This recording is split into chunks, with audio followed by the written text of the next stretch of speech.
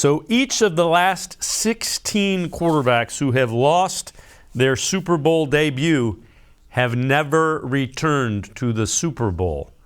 Now, you look at the list there: Garoppolo, Goff, Ryan, Newton, Kaepernick, Grossman, McNabb, Gannon, Kerry Collins, McNair, Joe Burrow. I take Joe Burrow over all of them.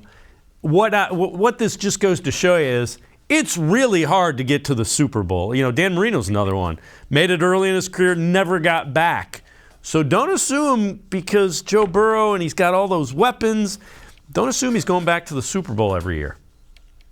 Yeah, and especially you look at the AFC, it's not like it gets any easier. You just had Ben Roethlisberger retire, but you have Justin Herbert there to replace him. You still have Patrick Mahomes, not to mention Josh Allen coming into his own. So it's not like it's a cakewalk and he's in his own separate conference. No, he's going through the gauntlet every single year. So that's where, I think that to say that Joe Burrow, he's going to be back there, don't worry about it. Look, it's easier said than done. And on top of that, you also have to have the pressure on Mike Brown this offseason, the owner, where, again, you have that offensive line that has to be upgraded.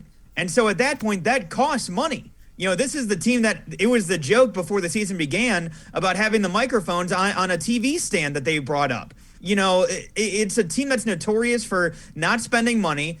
And they don't even have a scouting staff. They just utilize their coaching staff to do that. They save money there. So, it comes down to doing the right moves and building the team along.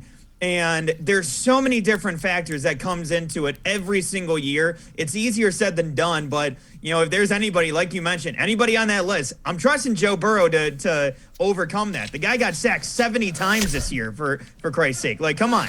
So I think that if there's anybody to do it, I think it's Joe Burrow. But like you said, it's easier said than done to get back there. And the other thing I'll say about that, you mentioned the offensive line. There was the big debate. Do you take the wide receiver? Do you take the left tackle and Penei Sewell? They went with Jamar Chase. It was a pretty good decision. Take notes, Browns. Go get it. Go get a wide receiver that threatens defenses. So that's how we're bringing it back to the Browns.